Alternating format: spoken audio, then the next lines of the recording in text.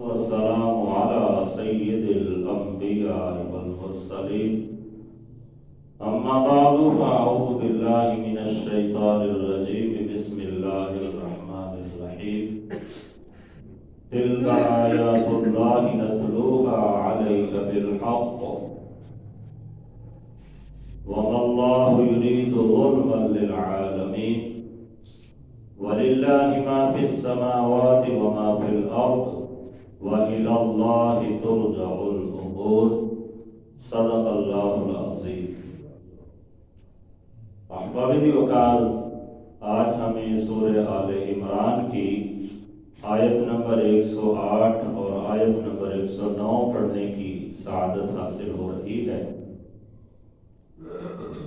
احباب وقار،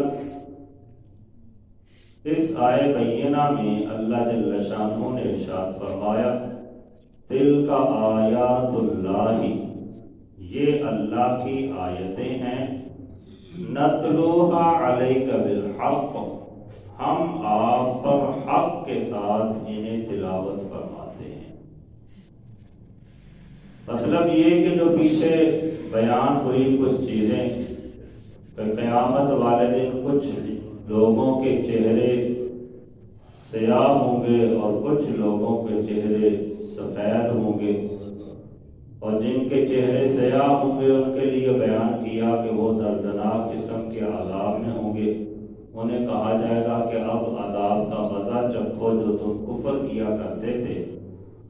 اور جو لوگ جن کے چہرے چمکدار ہوں گے وہ رب تعالیٰ کی خاص نعمتوں کے اندر، عنایتوں کے اندر ہوں گے اور ہمیشہ ہمیشہ کے لیے جنت میں رہیں گے۔ تو اس طرح کی ساری چیزیں بیان کر کے ارشاد فرمایا تلک آیات اللہ، یہ اللہ تعالیٰ کی آیتیں ہیں، نتلوہا علیک بالحق، جنہیں ہم آپ پر حق کے ساتھ تلاوت فرماتے ہیں۔ وَمَا اللَّهُ يُرِيدُ ظُلْمًا لِلْعَالَمِينَ، اور اللہ جہان والوں پر ظلم کا ارادہ نہیں کرتا، اس لیے کہ جہان میں جو کچھ بھی ہے وہ ہے ہی سارے کا سارا اللہ جل شانہ کا۔ دوسری آیت میں اسے اللہ تعالیٰ نے بیان فرما دیا وَلِلَّهِ مَا فِي السَّمَاوَاتِ وَمَا فِي الْأَرْضِ، اور اللہ ہی کی ملکیت ہے جو کچھ بھی آسمانوں میں ہے اور جو کچھ بھی زمینوں میں ہے۔ وَإِلَى اللَّهِ تُرْجَعُ الْأُمُورُ، اور اللہ ہی کی طرف تمام چیزیں لوٹائی جائیں گی۔ تو احباب وقار، کائنات کی ہر چیز کا خالق اور مالک وہ اللہ تعالیٰ کی ذات گرامی۔ مجازی طور پہ تو دنیاوی اعتبار سے مختلف لوگ مختلف چیزوں کے مالک بنتے رہتے ہیں۔ کوئی بندہ کہتا ہے یہ فلاں چیز میری ہے، فلاں میری ہے، فلاں میری ہے، لیکن حقیقتاً اصلاً وہ چیز اللہ تعالیٰ کی ہے، کیونکہ یہ بندہ ہی اللہ کا ہے۔ جیسے دنیا میں دستور ہے کہ جو بندہ جس کا غلام ہوتا ہے تو غلام کی ملکیت میں جو بھی چیز آئے گی وہ اس کے آقا کی ہو جائے گی، کیونکہ وہ بندہ خود ہی اس کا غلام ہے۔ تو جو اس کا مالک ہے، جو چیز بھی غلام کی ملکیت کے اندر آئے گی غلام کا مالک اس چیز کا بھی مالک ہوگا۔ تو ایسے ہی ہم چونکہ سب کے سب اللہ کے غلام ہیں، اللہ کی ملکیت میں ہیں، تو ہمارے پاس جو کچھ بھی ہے وہ سب کا سب اللہ تعالیٰ کی ملکیت ہے۔ اس کا خالق بھی اللہ ہے اور اس کا حقیقی معنوں میں مالک بھی اللہ ہے۔ تو احباب وقار، جو فرمایا وَمَا اللَّهُ يُرِيدُ ظُلْمًا لِلْعَالَمِينَ، اللہ تعالیٰ عالم پر ظلم نہیں کرتا، جہان والوں پر ظلم نہیں فرماتا۔ تو اس کے بارے میں مفسرین کرام نے بیان کیا کہ ظلم کا عام طور پر مفہوم یہ ہوتا ہے کہ ظلم سے مراد یہ ہوتا ہے کہ غیر کی ملکیت میں تصرف کرنا، غیر کی ملکیت چیز کے اندر اپنا حق جتانا اور اس کے اوپر قبضہ کر لینا، اس کے اوپر آرڈر چلانا، اس کے اندر تصرف کرنا، تو جو بندہ کسی دوسرے کی چیز میں تصرف کرتا ہے اس کی اجازت کے بغیر، تو وہ اس پہ ظلم کر رہا ہوتا ہے۔ تو اللہ جل شانہ کی چونکہ کائنات کی ہر چیز ہی اللہ کی ملکیت میں ہے، اس لیے فرمایا کہ اللہ تعالیٰ اپنی مخلوق کے ساتھ جو بھی معاملہ کرے گا ایسی صورت میں وہ ظلم نہیں کہلائے گا۔ کیونکہ مثال کے طور پہ ایک بندے کے پاس کچھ پیسے ہیں، کوئی بھی چیز اس کی ملکیت میں ہے، تو اس کا مالک اسے جیسے چاہے استعمال کر لے، اسے سنبھال کے رکھے، اسے ختم کر دے، ضائع کر دے، خرچ کر دے، یہ مالک کی مرضی ہوتی ہے۔ کوئی بندہ بھی اس پہ اعتراض کرنے والا نہیں ہوتا۔ اگر کوئی کرے بھی تو کہا جائے گا بھی میری ملکیت میں، تیرا اس میں کیا اختیار ہے؟ تو اسی طرح فرمایا کہ پوری کائنات کے اندر جتنی بھی مخلوقات ہیں وہ ساری کی ساری چونکہ اللہ کی ملکیت میں ہیں، اس لیے اللہ تعالیٰ مخلوق کے ساتھ جیسا بھی معاملہ کرے وہ ظالم نہیں کہلائے گا، بلکہ بیان فرمایا کہ اگر اللہ تعالیٰ آسمانوں اور زمینوں کی تمام مخلوقات کو اٹھا کر جہنم میں ڈال دے تب بھی رب تعالیٰ ظالم نہیں کہلائے گا، کیونکہ وہ خالق و مالک ہے، ہر چیز ہے ہی اس کی ملکیت میں۔ تو جس کی ملکیت میں جو چیز ہے وہ اسے سنبھال کے رکھے یا ضائع کر دے، کسی دوسرے کو اس پہ اعتراض کرنے کی اجازت نہیں ہوتی۔ تو احباب وقار جو اللہ نے ارشاد فرمایا وَمَا اللَّهُ يُرِيدُ ظُلْمًا لِلْعَالَمِينَ، اللہ تعالیٰ عالمین پر، جہان والوں پر ظلم نہیں کرتا، جو بھی کرتا ہے یہ رب تعالیٰ کی طرف سے یا تو فضل ہوتا ہے یا اللہ کی طرف سے عدل ہوتا ہے۔ فقہائے کرام نے اسے بیان کیا کہ چونکہ اللہ تعالیٰ بندوں کا خالق و مالک ہے، بندوں کو جو کچھ بھی عطا کیا وہ اللہ نے عطا کیا ہے،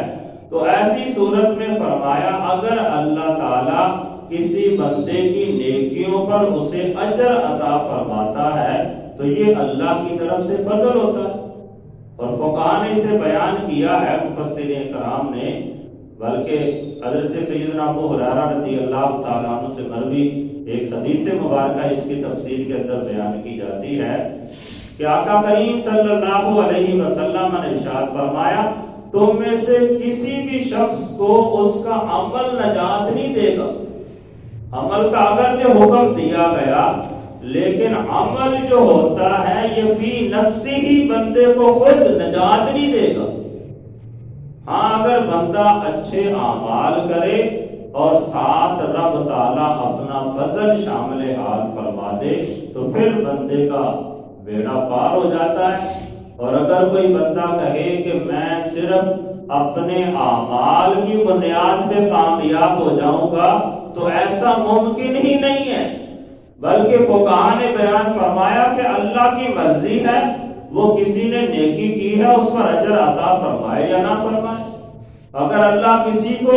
اس کی نیکی پر اجر عطا فرما دیتا ہے تو یہ اللہ کی طرف سے فضل ہوتا ہے، اور اگر اللہ کسی کی گناہ پر یا کسی کی برائی پہ گرفت فرما لیتا ہے تو یہ اللہ کی طرف سے عدل ہے۔ تو احباب وقار ہمیں ہر وقت اللہ کا فضل تلاش کرنا چاہیے، اللہ کے فضل کی امید رکھنی چاہیے۔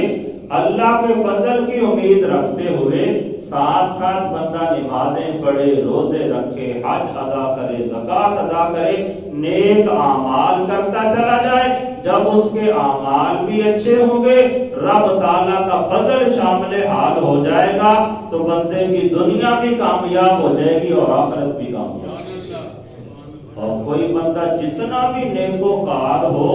اسے اپنے اعمال پہ گھمنڈ نہیں کرنا چاہیے، کیونکہ اگر اللہ نے حساب کرنا شروع کر دیا نا، عدل کرنا شروع کر دیا، پھر تو ہماری ساری زندگی کی نیکیاں کسی ایک نعمت کا بدلہ بھی نہیں بن سکتی، بلکہ اللہ جو بندوں کو معاف فرمائے گا یہ خالصتاً اپنے فضل کی وجہ سے معاف ہے۔ اسی لیے تو کسی شاعر نے کہا تھا نا، عدل کریں تے تھر تھر کمبن اچیاں شانہ والے، جے فضل کریں تے بخشے جامن میں ورگے مقابلے۔ تو اگر رب تعالیٰ عدل والے معاملے پہ آ گیا تو پھر ہمارے اعمال کبھی بھی ہمیں نجات نہیں دلا سکیں گے، اور اگر فضل والا معاملہ ہو گیا پھر ہمارے اعمال بھی اچھے ہوئے، ساتھ رب تعالیٰ کا فضل شامل حال ہو جائے گا، تو دنیا و آخرت میں بندے کا بیڑا پار ہو جائے گا۔ تو اگر اللہ تعالیٰ کسی بندے نے نیکیاں کی، اچھے اعمال کیے، اس کے اتنے اچھے اعمال کے باوجود بھی اگر اللہ بندے کو جہنم میں ڈال دے تو رب تعالیٰ کسی قسم کا ظلم کرنے والا نہیں کہلائے گا، بلکہ ایسی صورت میں بھی رب تعالیٰ عادل کہلائے گا کہ بندے کے اعمال جتنے بھی اچھے ہوں، اس کے اچھے اعمال کے کرنے کی استطاعت کا مل جانا یہ بھی اللہ ہی کی طرف سے تو ہے۔ اگر اللہ کسی کو استطاعت نہ دے، اچھے اعمال کی توفیق نہ دے، تو بندہ اچھے اعمال کر ہی نہیں سکتا۔ اس لیے حد المقدور بندہ کوشش کرتا چلا جائے اور ساتھ ساتھ رب تعالیٰ کا فضل تلاش کرتا چلا جائے۔ بندے کے اعمال بھی اچھے ہو گئے، ادھر سے رب تعالیٰ کا فضل شامل حال ہو گیا، تو دنیا بھی کامیاب ہو گئی، آخرت بھی کامیاب ہو گئی۔ اللہ تعالیٰ کی بارگاہ میں دعا ہے کہ رب تعالیٰ ہمیں اچھے اعمال کی بھی توفیق عطا فرمائے، اور رب تعالیٰ دنیا و آخرت میں ہمارے اوپر اپنا خصوصی فضل اور کرم بھی فرمائے۔ اللہ تعالیٰ